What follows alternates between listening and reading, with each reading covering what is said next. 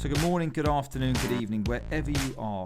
Welcome to the IT Experts Growth Academy podcast, the only podcast to help ambitious IT and tech business owners increase their sales, profit and productivity. So welcome to the show. My name is Ian Luckett, and today I'm really proud to be bringing to the show Anna Heim from Aries Risk Management. Now, Anna's going to share with us today all about the latest cyber landscape, what's going on with hacking, what's going on with phishing, what's going on with whaling, which I hear you call, which will be an interesting conversation to have. So welcome to the show, Anna. Thank you, Ian. Pleasure to be here. That's brilliant. Thanks very much for your time this afternoon. The reason that we're on the podcast today is because I'm hearing lots and lots. Number one, personal interest in the whole cybersecurity space and exactly what's going on. But what I'm also hearing as well is a lot of IT support companies are now starting to merge into cyber, and not so much the risk management, but more about the cyber and the security and all of this type of good stuff as a value add to their clients. Now, while I think that's great that businesses are starting to diversify, and in particularly the tech space, the business owners are thinking, we need to add more value. We can't just be a standard MSP selling standard prices on a standard rate card anymore. People want more than that. They want more value.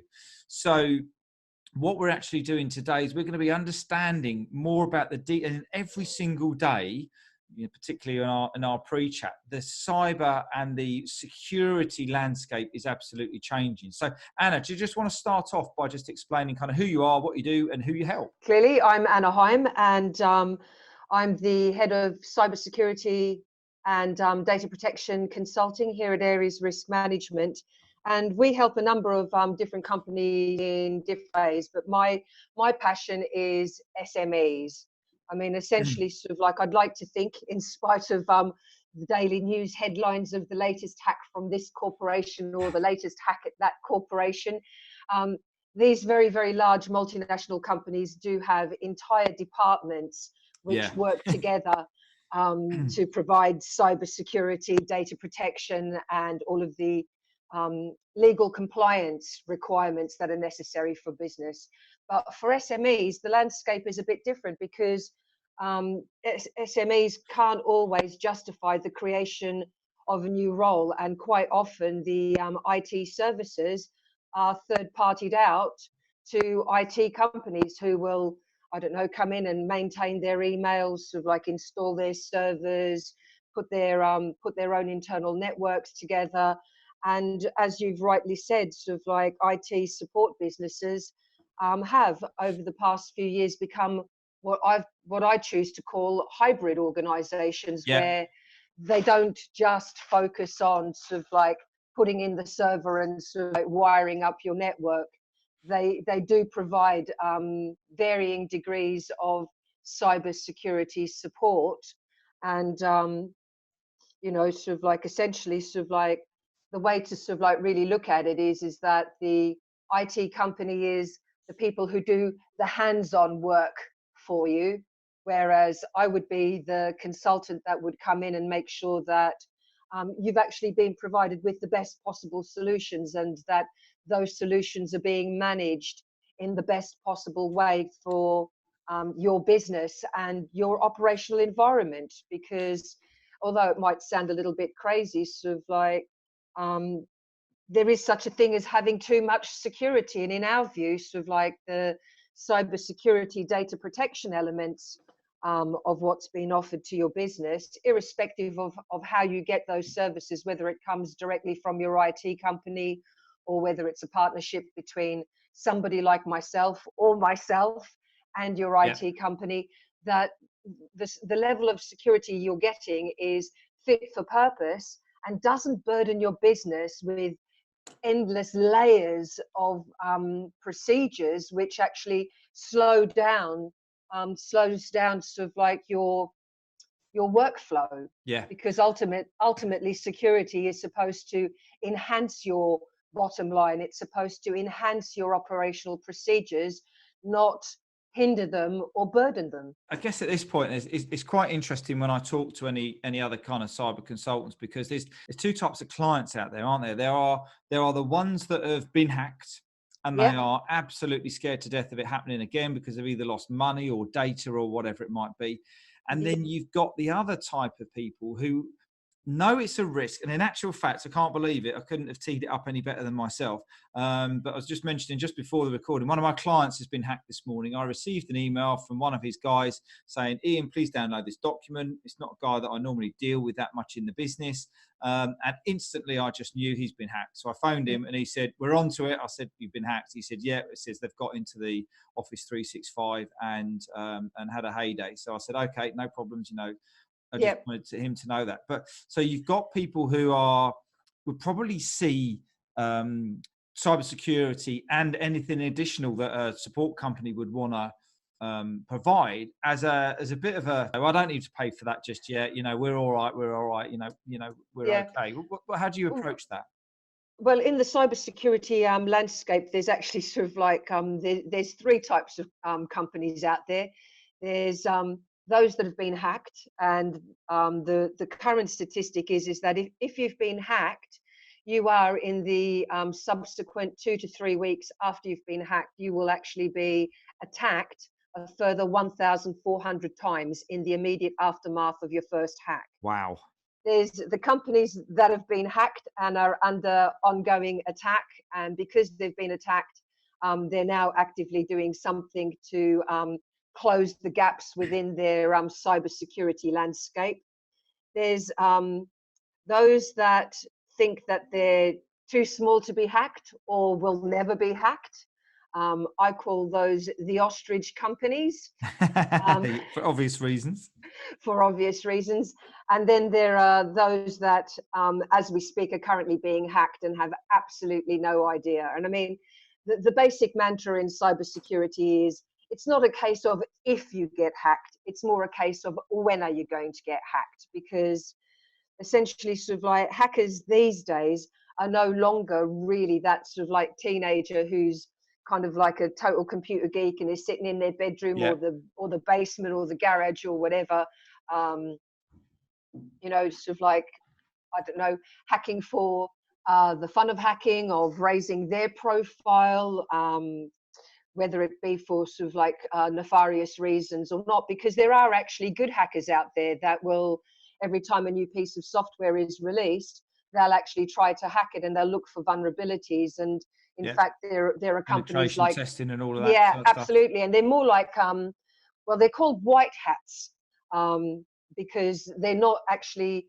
hacking with a nefarious intent. In actual fact, the type of hacks that they do are more penetration testing, and they will actually get in touch with the software manufacturer or the cloud suppliers and go, hey guys, sort of like, further to your last security patch, I was able to break into this part of your system in this particular methodology. You need to sort of like tighten your security in this area. And then lo and behold, sort of like, I don't know, sort of like a few days, sometimes a few weeks later, sort of like a new security patch is provided. So it's not that all hackers are bad guys, but the ones that are, they kind of like work a bit like kind of like the old crime gangs of New York, the Al Capones. Let's get into the nitty gritty, and let's talk about. I mean, you just mentioned something there a minute ago that made me kind of think, because there's a point when you get hacked and then you get attacked, and this is the bit that you kind of need to understand. So what we're just going to go into now is just understanding what the cyber landscape looks like for 2020. We've got phishing, whaling, there's hacking, there's attacking, there's all these other bits and pieces. Can you, if there was such a thing as a hacker's customer journey, how would you get into? Because someone said to me the other day, the worst thing you could possibly lose is this. Because if you lose your phone these days, it's got access to so many different things. We were even talking the other day about the Ring doorbells. Other doorbells are available, where they've got such a low level of security, people can get straight into your router from there. So can you just give us a little bit of detail behind the landscape and kind of what's going on, and how hackers work, and kind of what do we think it's going to look like over in 2020 in terms of like a journey? Okay, so essentially sort of like the number one continuing threat to businesses is phishing type emails. And the reason for that is essentially because of the sheer volume of emails that are being sent around the world on a daily basis. Like, for example, the estimates for 2019 is 293.6 billion emails per day on a worldwide basis, and it's the numbers are set to increase to 347.3 billion emails per day by 2023. 55% of all of these emails sent are spam, and 3.4 billion emails on a daily basis are either phishing, spear phishing, or whaling emails. So Crazy, isn't it? Crazy numbers. You've got a 1 in 20 chance. So 1 in every 20 emails that you receive is likely to be sort of like a phishing email of some description. It could be a virus, it could be a Trojan horse, it could be some kind of like data mining software that access your system just by clicking on a link on one of these emails. So the threat from email is still sort of like quite significant. Okay. What's going on with ransomware these days? What, once people have got into the email, what's a typical thing that people can potentially see coming up on their email? Is it going to be the change password? So what happens is say for example, so a phishing email of some description has come in. Yeah. It looks real, it sounds real because these nefarious people are now using artificial intelligence. It's a well put together English language email, and you go, yeah, right, I know that person, I trust that person, I'm going to click on the link. And then sort of like the next time, and everything seems to be fine that day, and then you switch off or you log out in the evening, you come back the next day, and in the meantime, because you've clicked on that link, the payload that's been delivered to your machine is ransomware. And when you come back the next morning and log in, what usually happens with ransomware is that you get some kind of like skull and crossbones, sometimes with audio that sort of like laughs at you, and it basically flashes up sort of like, this is a ransomware attack, you've been locked out of your system, and unless you pay us X amount of bitcoins, we're not unlocking your system. And this is really quite terrifying. Anybody who is confronted with skull and crossbones, it's usually black on a red background with black flashing writing, and really it's quite traumatic in itself, isn't it? Oh, it is. And they do make it as scary as possible, so that when you actually are confronted with this, it's kind of like, oh my God, you sort of like, what's happened type of thing. Yeah. And then essentially you're locked out. So in terms of the sectors that are particularly vulnerable to ransomware attack, we've got financial sector, right, the healthcare sector, retail, utilities, government departments, and education. In terms of, if you were an IT support company, if you were a kind of typical type of MSP type of business, and you wanted to start providing additional support and help in terms of cyber with your clients, what are some of the things that I guess it's kind of some of the do's and the don'ts. What are the things you need to be able to do, and what are some of the things that are, because when you don't, if you're providing support to a client and they get hacked, you are immediately, your whole, you compromise your whole, business, because they think that they've been hacked because of what you've done, regardless of the fact that the receptionist or someone in the office has gone to fill out a password change request, and that's what's let them in.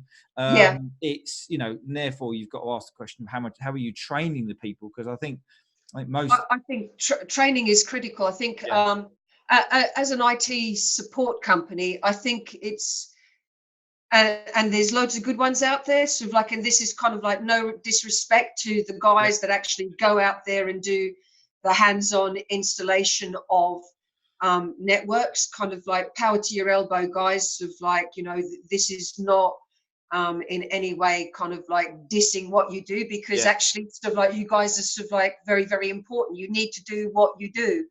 But there is just such a wealth of intelligence on a daily basis that comes to people like me about different types of attacks, different types of vulnerabilities. And I usually find out about things before the general public or before things make the headlines. So, for example, there was, let me think, there was a situation with Apple phones about 6 months ago where Apple phones are, and they were then, and I believe they still are now, vulnerable to particular types of malware. Right. Because again, sort of like if you go on the Apple or Google Play Store, depending on whether you're using an iPhone or an Android, there are a number of apps on these Play Stores which are actually kind of like malware in disguise. Right. Okay. Okay. It's hard enough to get an app on the App Store, let alone get one that's a virus. So that's interesting, isn't it? Yeah, exactly. So stuff like that, I get information about sort of like what apps are potentially malicious, kind Yeah. of like what programs are recommended for what reasons, what are the credentials behind the makers of this particular software, sort of like, and all of the nuanced details which an IT company will get, sort of like all of the latest information about the actual tech that they're installing, for argument's sake. I mean, if somebody said to me, well, which server should I have? Yeah. I'd say, I don't know. There's so many on the market. You need to go and speak to your IT professional because they know about the hardware. They're the specialists in the server, whereas I'm a specialist on the flip side of it, on how to protect that server, how to protect that data, how many layers of protection a company may or may not need. Because, as I say, there can be such a thing as too much security, where the levels of security are actually bogging the business down and stopping the business from being effective and profitable. So, looking at this as when you're offering this, is that either, I guess there's two answers to this question, isn't it? Either become a cybersecurity specialist so that you get all of this information at the outset before it even hits the press, before you understand what's going on, which is going to distract you from your business, or make sure that you kind of pair up with a really good local or trusted cyber expert who knows all this stuff that's coming up, and you keep. I always liken it to that if you want to do brain surgery, and it's no different than niching. If you want to do brain surgery, you're not going to go to your GP. You're going to go to someone who's done a little bit of specialism around brains, and it's like understanding the importance of this, because it really is reputational damage. As soon as you get hacked, as soon as you get that hacked, and then it could be months, couldn't it, before you actually get attacked. They could be in there farming details and data and absolutely. I mean, sort of like, if we look at the Yahoo hack that we all were notified about, sort of like, I believe it was about 18 months or so ago, possibly a year to 18 months or so ago, the actual data miners, the hackers that had been attacking Yahoo, had been in the Yahoo system for the best part of 3 years. Wow. Prior to Yahoo actually becoming aware of the fact that they'd been hacked, and that cyber criminals had been mining data from their customer accounts. Now, Yahoo is an absolutely massive company with billions of users worldwide, and everybody was affected. It's just one of those things. In the same way that, sort of like, for example, I have had clients in the past go, "Oh, Anna, can you come and update or do the patch management on my server?" It's a case of, no, that's not what I do. I'll put you in touch with an IT company that I trust. You can kind of like build a relationship with them. They can run your patch management and your backups, and they can sort of like deal with your email and secure your Microsoft 365 and what have you. I'd rather be working in partnership and in a support role with IT companies, so that I can provide them with sort of like my expertise, so that between what they do from a hands-on, practical, physical point of view can be sort of like backed up and supported by all of the intelligence side of it. Absolutely. And there's just so much new software that's coming out in different ways to deal with cybersecurity. It's a case of what's right for company A is not necessarily going to be right for company B, C, and D, and vice versa. So like different companies need different solutions based on, you know, their budgets, their size, the threat vector to that particular company. And you know, if we look at 2020 and beyond, like one of the biggest threats is 5G and Internet of Things.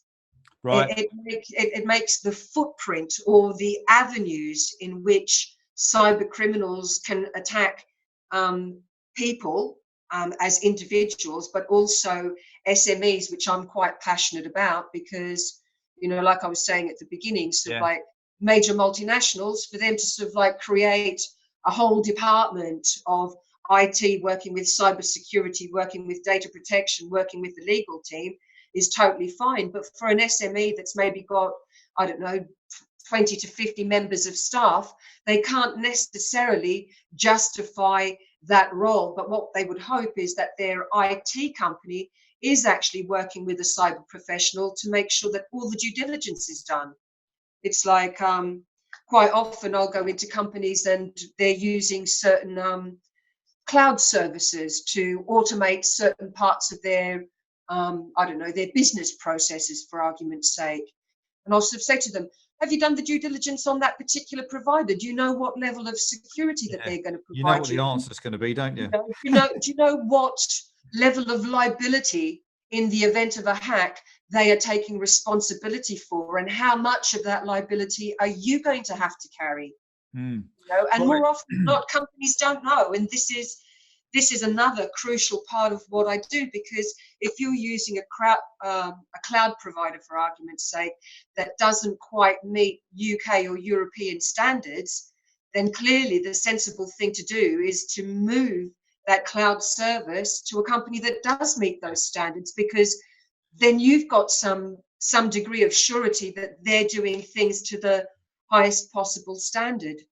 Okay, so I mean that was a great, you know, a great summary on kind of some of the real key things and what's going on, you know, A, with the landscape, and B, with what the IT businesses, you know, need to do and who they need to kind of team up with. And it is about the individual business, and this is where it makes it quite difficult, because you've got the area where it's kind of quite bespoke, but then it needs to be, you know, we need to apply, you know, the importance of the security across the businesses itself. What type of different industries need to be aware of, you know, different types of hacks? So probably the easiest thing to do is if we look at the different types of attacks that are going to take place, and what types of industries do they and businesses do they normally, you know, group together? Yeah, so as I said, so ransomware, for argument's sake, very much financial sector, healthcare, retail, utilities. Could you imagine sort of like somebody ransomwaring the gas company, and in the middle of winter we've suddenly got no gas across the UK, or we've got no gas? Well, this is what people are talking about, you know, warfare moving forwards. They're just going to turn power stations off and you won't have any power. Well, absolutely. So, you know, these are the types of people that, or the types of kind of companies, business sectors that need to be aware of ransomware and have good measures in place, because, you know, backing up is kind of like the big solution, the big no fuss solution to preventing a ransomware. So like if you do your backups properly, and it's not just about backing up the data, it's actually about backing up your software so that you've got sort of like you've got the outline of, you know, what were your Windows preferences, what was your Windows logins, what was that, so that everything gets backed up. It's not just about your data, it's about full system backups. So that then if you get hit by ransomware, then you just call your IT company and go, I've just had a ransomware attack. Can you please restore my system? A couple of days, yeah. You know, can you restore my system to the last backup? You know, and then it completely wipes the entire attack.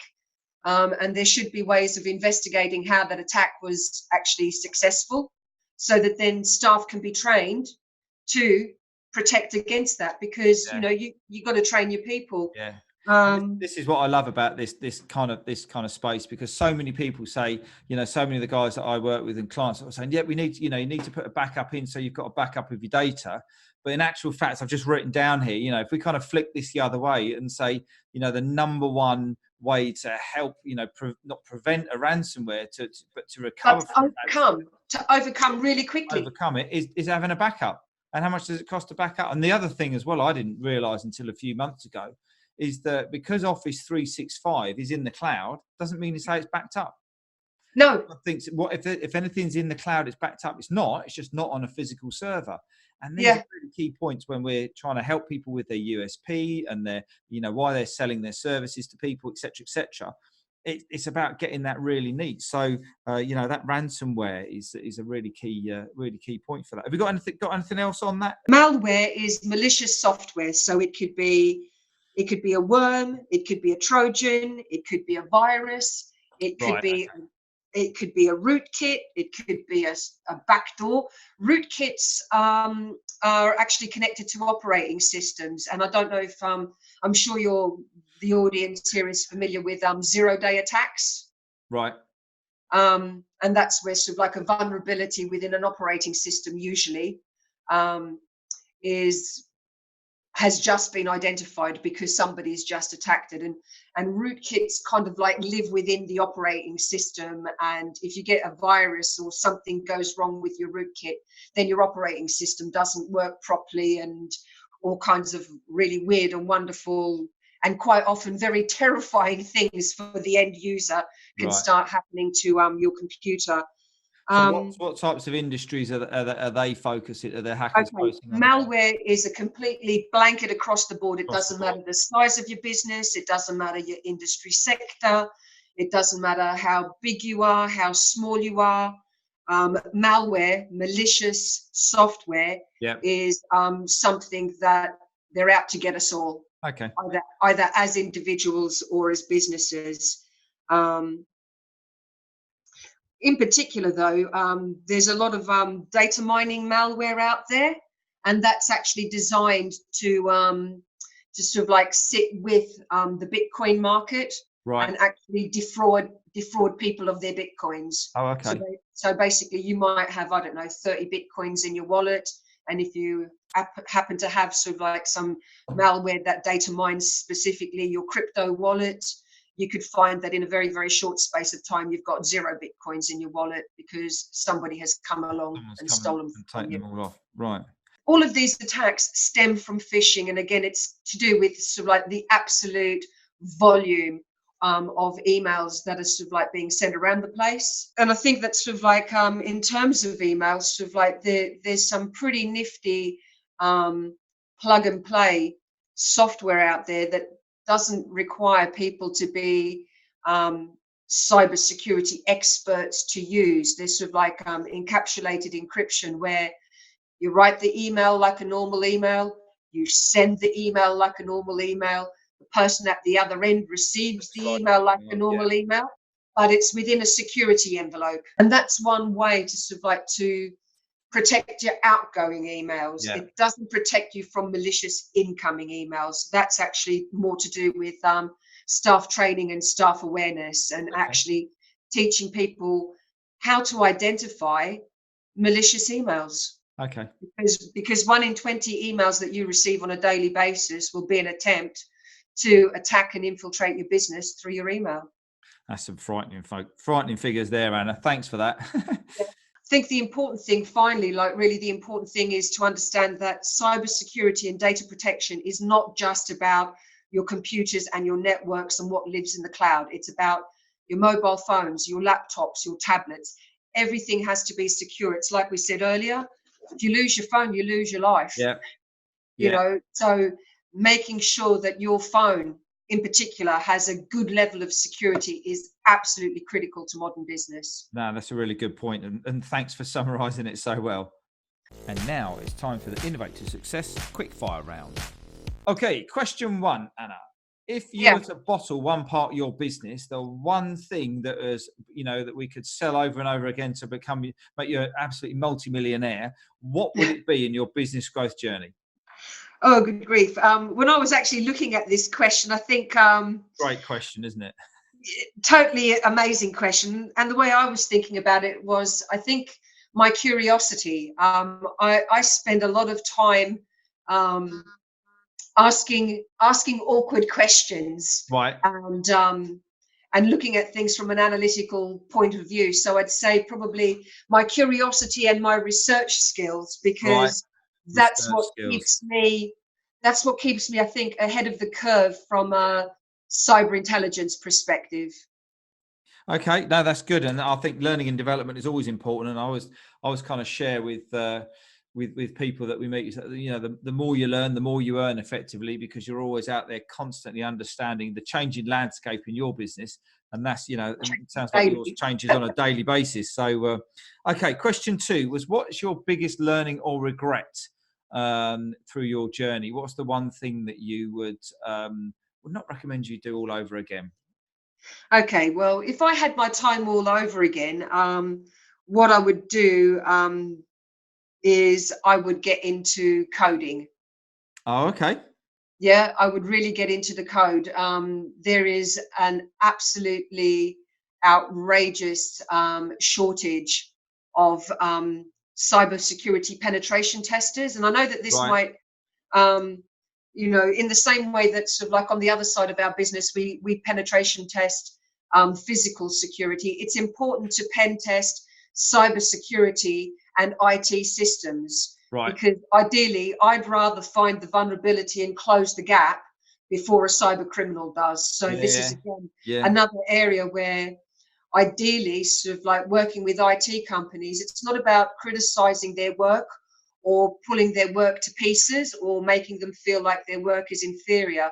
Penetration testing is actually about making their work stronger and more effective. Okay. So what's stopping you from learning that now then? Oh, well, I am. Oh, but you'd have done it earlier, is what you were saying. I should have done it earlier. Absolutely. Lovely. Okay. Okay. Yeah. Brilliant. Okay. Right. Question 3 then. What's your favorite app on your phone and why? Okay. So I've got 2 favorite apps, and they kind of like sit within the same sphere. They're both communication apps. Right. They both use end-to-end encryption. Well, that's a funny thing. But the wonderful thing about them is that I can sort of like, for argument's sake, send you a message using either Signal for fully encrypted text messages or Wikimi for fully encrypted kind of like WhatsAppy type of messages. Oh, okay. But I can send you a message and go, Ian, this message will completely and totally disappear in 3 hours. They're both secure messaging apps. Wikimi works very much like WhatsApp. Everything that you can do with WhatsApp, you can do with Wikimi. Right.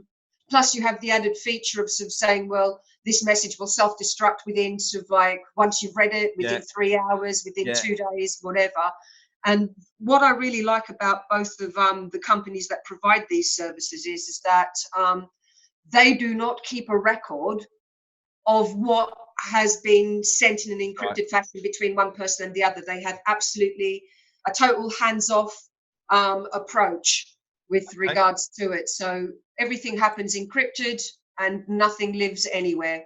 Oh, that's It brilliant. is totally secure. So Anna, do you just want to just spend a couple of minutes, just let everybody know kind of where they can contact you and kind of how you can help them?